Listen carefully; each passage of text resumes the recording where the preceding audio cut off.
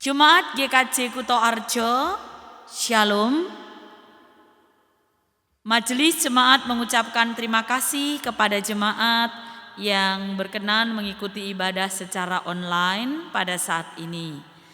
Jika Bapak Ibu rindu memberikan persembahan, dapat dikirim atau ditransfer melalui rekening atas nama Bendahara GKJ Kuto Arjo atau langsung ke kantor gereja pada saat jam kerja. Dapat juga melalui pengurus di kelompok dan pepantan masing-masing. Mari kita memulai ibadah kita. Bapak, Ibu, Saudara, anak-anak dipersilahkan berdiri. Kita memuji nama Tuhan dari Kidung Jemaat nomor 4 bait 1. Hai mari sembah.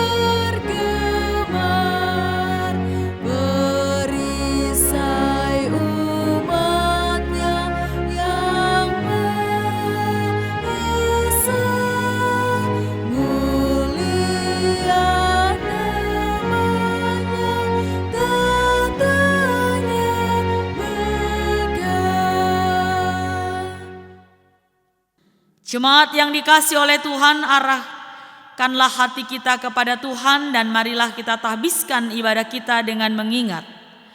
Pertolongan kita adalah dalam nama Tuhan yang menjadikan langit dan bumi.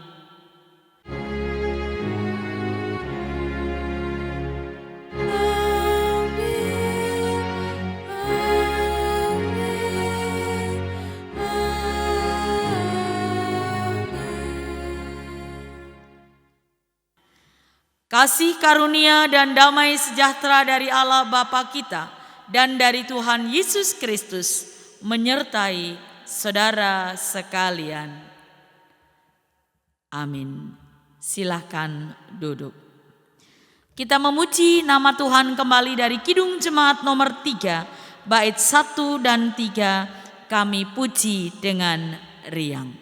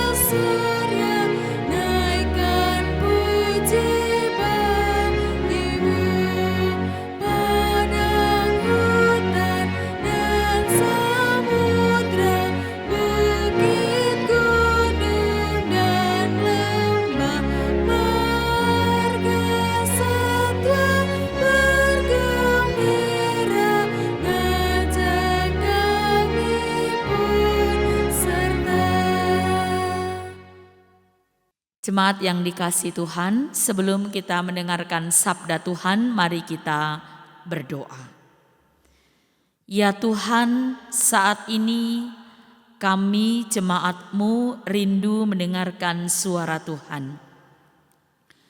Urapilah kami, agar kami dapat mengerti apa yang Tuhan kehendaki untuk kami lakukan dalam hidup beriman kami, melalui sabda yang akan kami dengar.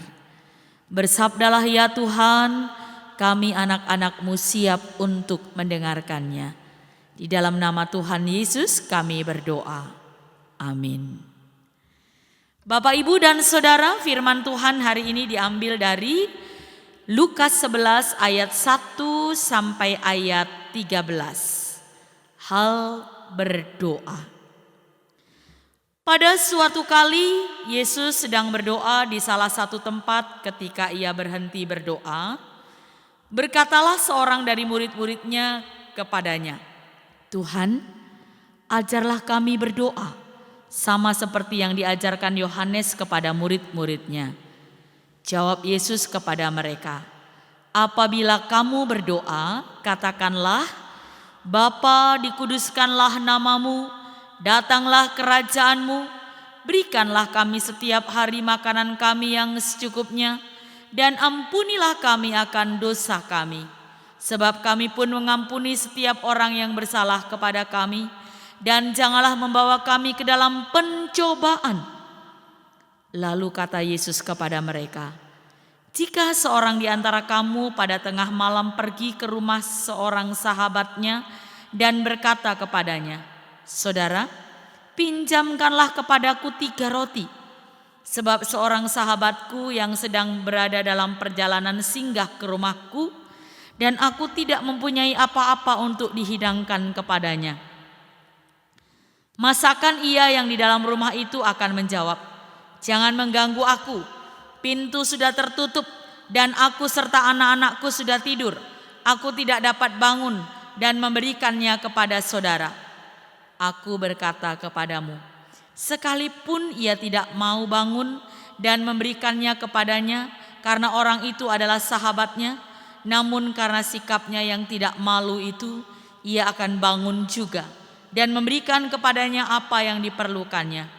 Oleh karena itu aku berkata kepadamu, mintalah maka akan diberikan kepadamu, carilah maka kamu akan mendapat, ketuklah maka pintu akan dibukakan bagimu. Karena setiap orang yang meminta menerima, dan setiap orang yang mencari mendapat, dan setiap orang yang mengetuk baginya pintu dibukakan. Bapa manakah di antara kamu jika anaknya meminta ikan daripadanya akan memberikan ular kepada anaknya itu ganti ikan? Atau jika ia meminta telur maka memberikan kepadanya kalajengking? Jadi jika kamu yang jahat tahu memberikan pemberian yang baik kepada anak-anakmu, apalagi Bapamu yang di sorga, ia akan memberikan Roh Kudus kepada mereka yang meminta kepadanya. Demikianlah Injil Yesus Kristus. Berbahagialah mereka yang mendengar dan melakukan firman Tuhan. Terpujilah Kristus. Haleluya.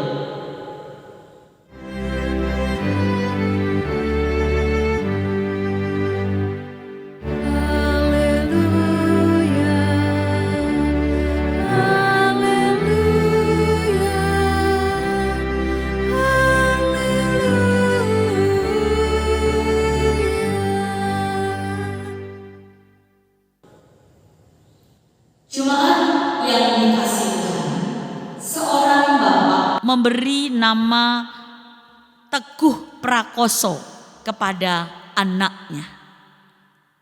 Maaf ya, kalau ada yang namanya Teguh Prakoso. Ini contoh. Dengan nama tersebut si bapak mempunyai harapan agar anaknya tumbuh menjadi orang yang teguh, yang kuat di dalam iman. Tidak mudah goyah. Meskipun dalam kehidupan ini ada banyak sekali pergumulan. Oleh karena itu sejak kecil Teguh Prakoso dibaptiskan. Setelah dewasa, Teguh juga menyatakan pengakuan percayanya dalam kesaksian sidi dan aktif berpelayanan. Namun sungguh tidak disangka, setelah beberapa tahun dia bekerja di luar kota, Teguh semakin jarang pergi ke gereja. Dia tenggelam dalam kesibukan dan kenikmatan dunia. Orang tuanya selalu menasihati agar Teguh tetap hidup dekat dengan Tuhan. dan terus berbakti serta rajin beribadah. Namun suatu hari dengan nada sombong teguh berkata, "Untuk apa saya ke gereja? Untuk apa saya beriman kepada Tuhan? Wong tanpa Tuhan saja hidup saya sukses, hidup saya baik-baik saja." Sambil menangis, bapaknya teguh berkata, "Harapanku runtuh. Anak yang kuberi nama Teguh ternyata imannya tidak teguh." Saudara, cerita ini hanyalah sebuah gambaran bahwa memiliki keteguhan iman bukanlah hal yang mudah. Bahkan meskipun seseorang memiliki nama Teguh, tidaklah menjamin bahwa imannya akan terus kuat dan teguh. Saudara-saudara, padahal beriman itu membutuhkan keteguhan hati, membutuhkan ketekunan, membutuhkan kesetiaan. Tapi dalam kenyataannya, karena berbagai faktor, entah itu godaan dunia yang menggiurkan atau penderitaan yang datang terus menerus, ibarat dah jatuh ketimpa tangga, kejatuhan nangka, kena pulutnya lagi. Saudara-saudara yang dikasihi oleh Tuhan, hal itu membuat iman menjadi goyah, kesetiaan kepada Tuhan mulai luntur, dan iman mulai ditinggalkan. Hal seperti itu juga terjadi dalam kehidupan bangsa Israel. Pada saat itu, mereka juga sering kali meninggalkan Tuhan dan melupakan iman mereka kepada Tuhan. Mereka sering bersungut-sungut. Saudara, kehidupan umat Israel waktu itu bisa jadi gambaran kehidupan kita saat ini yang tidak teguh dalam iman dan meninggalkan kesetiaan kepada Tuhan. Apa penyebabnya? Biasanya karena kita meragukan kasih Tuhan. Ketika doa-doa kita belum dikabulkan, kita menjadi ragu, kita menjadi tidak sabar, lalu beralih dari Tuhan mencari pertolongan di tempat yang lain. Kita berpikir bahwa Tuhan tidak lagi mengasihi dan peduli kepada kita. Saudara, melalui bacaan kita Lukas 11 ayat 1 sampai 13 diajarkan kepada para murid agar para murid teguh, memiliki iman yang teguh. Karena Tuhan sungguh-sungguh Allah yang peduli dan patut diandalkan. Berawal dari permintaan para murid yang mengatakan, "Tuhan, ajarkanlah kami berdoa." Maka Yesus pun mengajarkan doa yang kita kenal dengan doa Bapa kami. Di dalam doa tersebut Allah dinyatakan sebagai seorang Bapa yang mengasihi, yang peduli kepada anak-anaknya. Kasih, kepedulian Bapa ini digambarkan dengan perumpamaan yang sederhana tentang seorang sahabat yang datang mengetuk pintu rumah temannya tengah malam untuk meminta roti. Agar temannya mau menolong, dia mengetuk pintu. Meskipun mungkin sahabatnya itu terpaksa membuka pintu dan memberi pertolongan, namun faktor sungkan dan kasihan menjadi modal sehingga dia bangun. Dan yang pasti karena itu temannya tertolong. Perumpamaan ini diberikan bukan untuk menunjukkan bahwa Bapa di surga sering terganggu dengan permohonan kita, dengan permintaan kita, atau Tuhan terpaksa mengabulkan doa kita. Perumpamaan ini justru mengajak saudara dan saya melihat bahwa jika manusia yang jahat saja bisa berbuat baik, bisa memberikan pertolongan kepada temannya, apalagi Bapa kita yang ada di surga yang maha kasih. Ia tentu akan memperdulikan kita. Ia tentu tidak akan menutup mata dan mengabaikan begitu saja permohonan kita anak-anaknya. Selanjutnya, di ayat yang ke-11 Tuhan Yesus berkata, "Bapa manakah di antara kamu jika anaknya minta ikan daripadanya akan memberikan ular kepada anaknya itu ganti ikan? Atau jika ia minta telur akan memberikan kepadanya kalajengking? Jadi, jika kamu yang jahat tahu memberi pemberian yang baik kepada anak-anakmu, apalagi Bapamu yang di surga, Ia akan memberikan Roh Kudus kepada mereka yang meminta kepadanya." Saudara-saudara yang dikasihi Tuhan, gambaran Allah sebagai Bapa yang disaksikan oleh Tuhan Yesus adalah pribadi ilahi yang aktif, yang peduli, yang penuh cinta, tahu memberi yang baik, dan tidak mungkin mencelakakan anaknya. Walaupun anak-anaknya itu sering berpaling, sering meninggalkan, sering bahkan mengkhianati. Apa yang disampaikan oleh Tuhan Yesus ini seharusnya semakin meneguhkan iman para murid. Seharusnya meneguhkan iman kita, sehingga kita tidak lagi meragukan kasih Tuhan.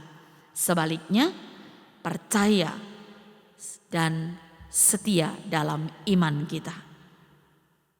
Apakah kita juga menjadi orang-orang yang telah setia kepada Tuhan dan memiliki iman yang teguh? Saudara, dalam kehidupan kita sebagai orang percaya, kita memang mengalami bahwa tidak semua harapan, tidak semua keinginan menjadi kenyataan. Kadang pun kita mengalami bahwa ketika berada dalam masalah yang berat, dalam keadaan sakit atau mengalami kesulitan tertentu, kita sudah berdoa, namun seolah Tuhan diam dan tidak menolong kita. Ingat saudara, janganlah menyerah. Apalagi berpaling dari Tuhan. Tetap teguhkan iman, tetap setia. Sebab Tuhan Allah yang Maha Kasih tidak pernah meninggalkan dan tidak akan meninggalkan kita. Jangan ragukan kasih dan kuasa-Nya. Sebab dengan kasih dan kuasa-Nya Tuhan sanggup bekerja dan bertindak untuk menolong kita dan memberikan yang terbaik bagi kita. Agar iman kita teguh, mari selalu hidup dekat dengan Tuhan. Doa jangan pernah berhenti. Kita bersyukur karena untuk berdoa kita tidak perlu mengisi kuota. Tuhan tidak perlu dihubungi lewat WA. Tuhan tidak perlu dihubungi lewat HP. Tapi Tuhan bisa dihubungi kapan saja, tidak perlu sinyal. Doa itu gratis, namun bisa meneguhkan iman kita, bisa menguatkan. Semoga Tuhan menolong kita dalam setiap keadaan kita. Mari kita tetap setia. Amin. Bapak, Ibu, dan Saudara yang dikasihi oleh Tuhan, dipersilahkan berdiri. Marilah sebagai bagian dari umat Tuhan di dunia dan di segala zaman, kita mengingat dan mengikrarkan kembali iman kita. Mari bersama kita ucapkan pengakuan iman rasuli. Aku percaya kepada Allah Bapa yang Maha Kuasa, Khalik langit dan bumi, dan kepada Yesus Kristus anaknya yang tunggal Tuhan kita, yang dikandung daripada Roh Kudus, lahir dari anak darah Maria, yang menderita di bawah pemerintahan Pontius Pilatus, disalibkan, mati dan dikuburkan, turun ke dalam kerajaan maut.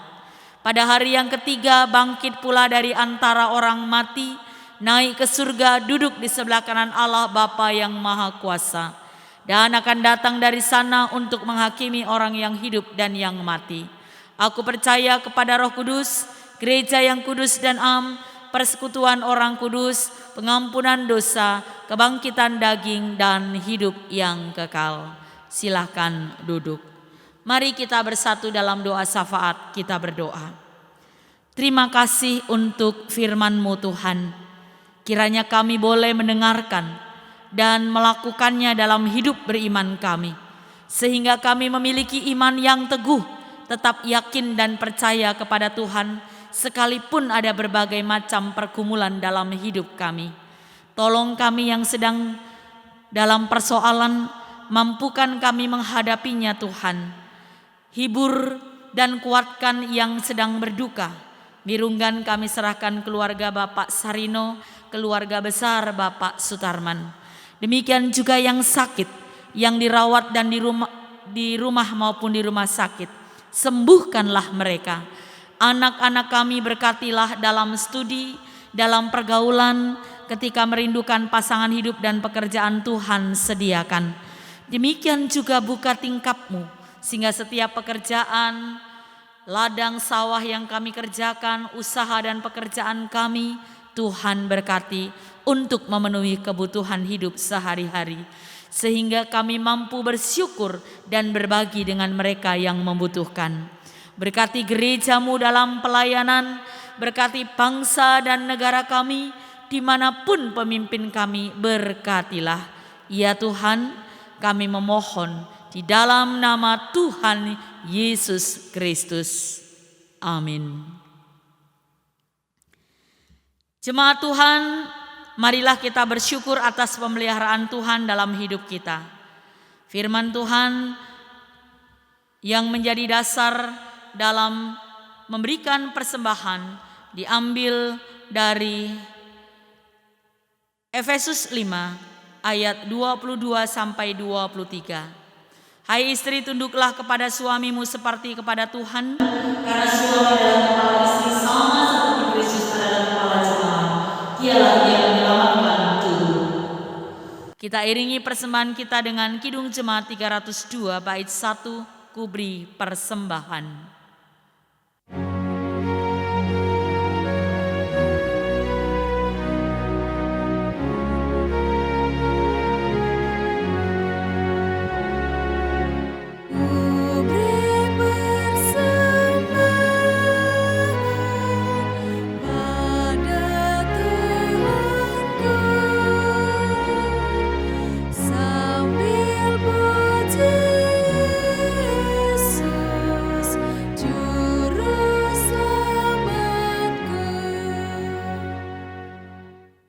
Bapak, Ibu, Saudara dipersilahkan berdiri. Kita akan menyerahkan persembahan kita kepada Tuhan di dalam doa. Kita berdoa. Tuhan sumber segala berkat, terimalah persembahan yang kami bawa kepadamu. Inilah tanda sukacita dan syukur kami kepadamu atas segala berkat yang Engkau limpahkan. Berkat yang telah Engkau berikan jauh lebih besar daripada yang kami persembahkan. Mampukan kami untuk selalu bersyukur kepadamu dan mempersembahkan hidup kami kepadamu. Kami mohon berkat bagi kehidupan kami selama sepekan ke depan. Tuhan menolong kami untuk dapat memberikan yang terbaik untuk hormat kemuliaan Tuhan. Biarlah nama-Mu dipermuliakan melalui kehidupan kami. Di dalam nama Tuhan Yesus kami berdoa. Amin. Jemaat yang dikasihi Tuhan, kita nyanyikan nyanyian pengutusan dari Kidung Jemaat 416 bait 1 dan 3, Tersembunyi Ujung Jalan.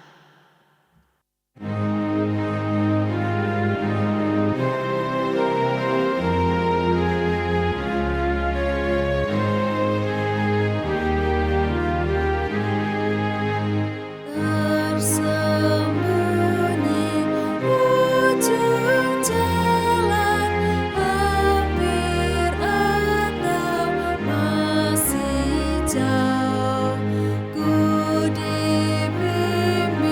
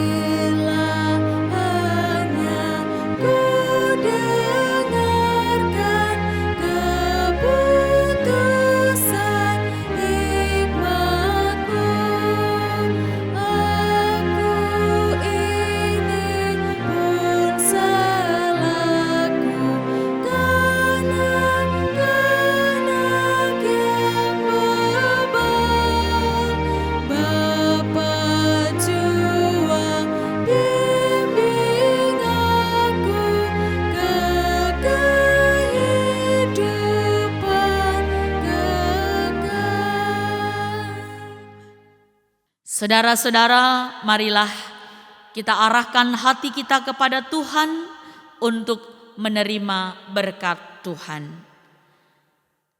Tuhan memberkati saudara dan melindungi saudara. Tuhan menyinari saudara dengan wajah-Nya dan memberi saudara kasih karunia. Tuhan menghadapkan wajah-Nya kepada saudara dan memberi saudara damai sejahtera. Amin.